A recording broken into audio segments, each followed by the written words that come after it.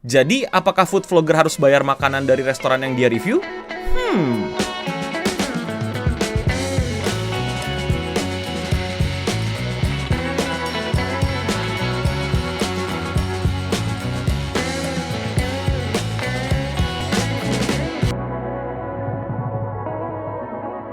Selamat datang di Podcast Indonesia Radio Singhan, di mana kalian bisa dengerin podcast ini tanpa harus ngeliat visualnya. Jadi tinggal pasang headset dan silahkan dengerin ocehan gua. Kali ini gue mau bahas yang lagi ramai di sosial media, yaitu tentang apakah food vlogger itu emang harusnya dapat makanan gratis dari restorannya atau harusnya bayar.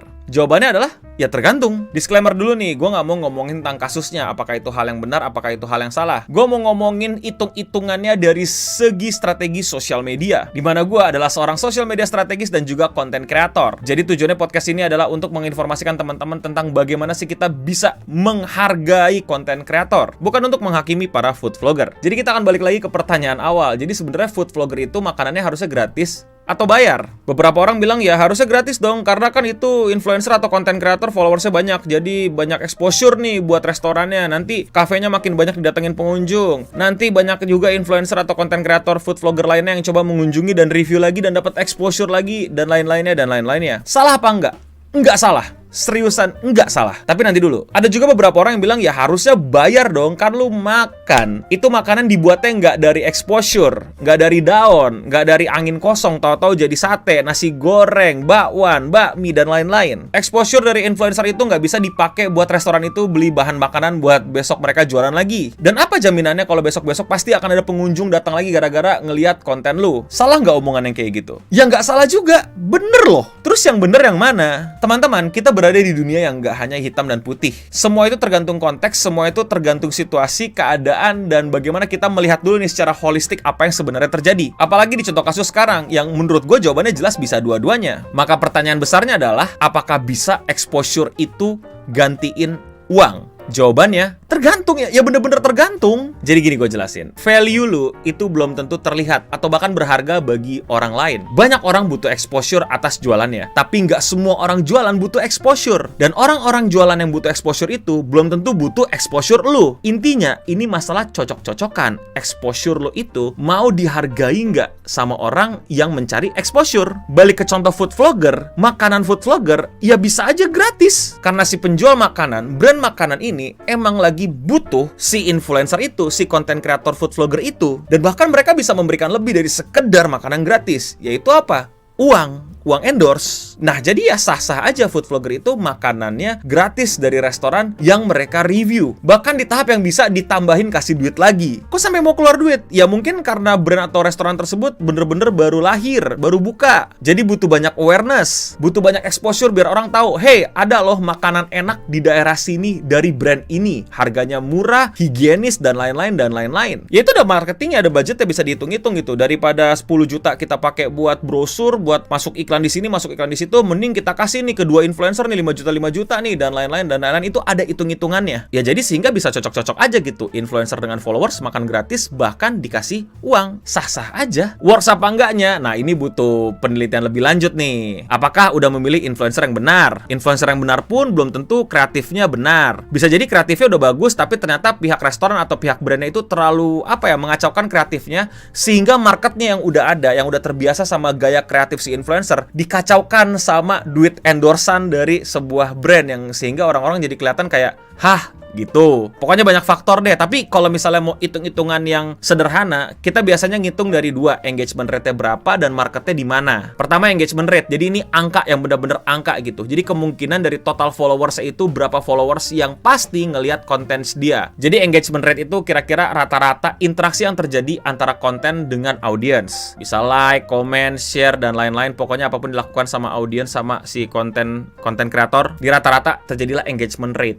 Jadi ini buat kira-kira nih ya, dari 100.000 followersnya tuh sebenarnya berapa orang sih yang lihat konten dia, yang berinteraksi sama konten dia. Kan setidaknya orang-orang yang lihat dan berinteraksi sama konten dia ini udah satu langkah lebih dekat ke conversion, alias dari ngelihat terus ngebeli atau ngunjungin. Setidaknya awareness dapat, terus pelan-pelan ngarah ke sales. Yang kedua yang paling standar ya biasanya dicek ini influencer siapa gitu, marketnya apa gitu. Restoran ya pasti butuh food vlogger gitu. Restoran terus malah nge-hire influencer yang miara pets atau binatang gitu ya nggak nyambung ya, kecuali restorannya emang yang ramah pets gitu, atau bahkan di restoran tersebut ada specialty-nya, ada menu-menu khusus untuk pets. Ya atau lo beneran restoran dan cuman restoran, nggak ada gimmick-gimmickan lain gitu, menjualan makanan enak buat masyarakat. Ya masa sih lo mengundang influencer pegulat? Yang paling lucu tuh gue pernah lihat ya, influencer yang sehat-sehat gitu loh, yang fitness, healthy lifestyle, diundang untuk makan sesuatu yang super manis. Kue nih disiram coklat, dikasih susu, dikasih sprinkle, topping, meses, dikasih bubuk sugar lagi, dikasih susu kental lagi, dikasih es krim lagi gitu ya. Cocok banget tuh ke influencer kesehatan ya. Jadi dua ini standar ya, bisa ada penilaian yang lain-lain, tapi yang pertama engagement rate, yang kedua ini penonton influencernya tuh siapa, dicek dulu.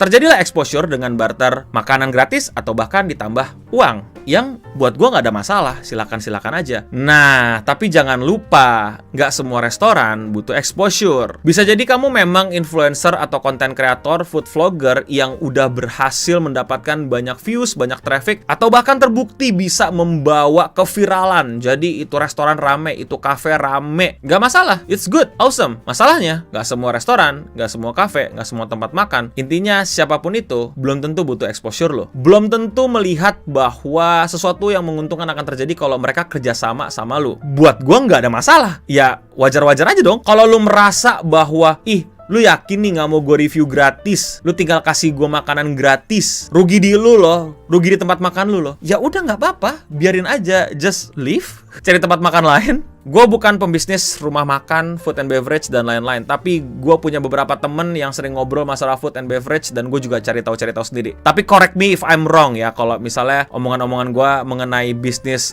makanan ini salah. Pertama, setahu gua ada tuh rumah makan yang memang pembiayaannya itu bukan bulanan tapi hari per hari. Jadi jumlah pelanggan yang sekarang itu yang menentukan apa yang bisa mereka beli besok. Ya misalnya nasi goreng gitu ya, lu beli nasi goreng sekarang ya itu buat dia hidup hari ini dan besok gitu. Jadi beli nasi berapa, beli sayur berapa, beli toppingnya berapa, dan lain-lain. Jadi kalau ditukar exposure, belum tentu sesuatu yang menguntungkan buat dia, malah bisa jadi merugikan. Atau misalnya gini deh, mereka cuma warung kecil, tapi pada saat lu nge-review, lu pengen semua makanan ada di meja, sehingga lu makan 2 meja, terus kru-kru lu ngerekamin dan lain-lain, sehingga membuat pelanggan yang lain gak nyaman atau gimana gitu. Ya karena memang tempatnya sempit dan gak proper buat syuting, ya karena ini lagi-lagi ya usaha kecil-kecilan gitu ya. Ya mungkin perhitungannya malah jadi merugikan buat mereka secara bisnis, bisa jadi banget. Dan gak masalah kan, tinggal yang gak cocok aja. Mungkin bisa kerjasama di lain waktu ketika bisnisnya udah mulai gedean. Atau kemungkinan paling parah ya, yang gue rasa ini jarang terjadi. Gak tau sih kalau terjadi, mungkin ada, mungkin gak, tapi gue rasa jarang terjadi. Apa tuh? Lu review dan menurut lu gak enak. Apakah lu salah? Enggak. Lu punya selera dan lu berhak untuk ngasih tahu lu nggak cocok sama makanan A, B, C, D, E. Lu nggak selera sama A, B, C, D. Itu hak lu. Tapi restoran, rumah makan yang nggak cocok sama review lu, ya jadi jelek. Ya makanya mungkin lebih aman buat para pemilik restoran, pemilik rumah makan, pemilik brand untuk nggak menerima lu. Nggak menerima ada konten kreator mengonten di restoran atau kafe atau apapun milik mereka. Dan lebih diperparah lagi kalau ada ya. Di gue nggak tahu ada apa nggak. Ya kayak lu bayar dulu dong baru gue review bagus. Nah itu gimana tuh?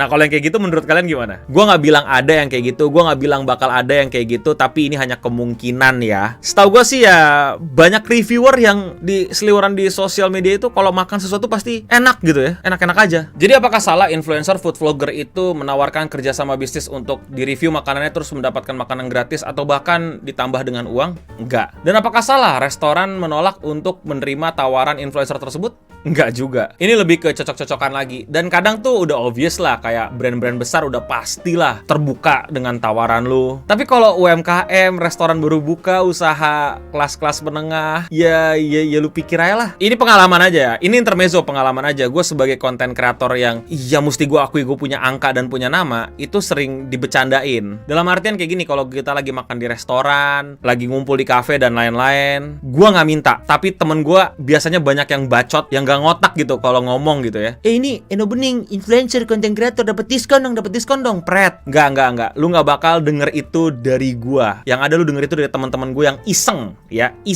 Tapi ya gue juga nggak menutup kemungkinan menerima hospitality dari berbagai macam brand, pengusaha dan lain-lain yang ya seneng didatengin sama gua dan memberikan semacam privilege. Gue berterima kasih banget. Tapi kalaupun nggak dikasih juga nggak masalah. Pernah paling gue bercandain waktu itu adalah ketika gue lagi makan, terus tiba-tiba waitersnya bilang, Bang Eno ya gitu. gitu. Ya paling gue bercandain gitu.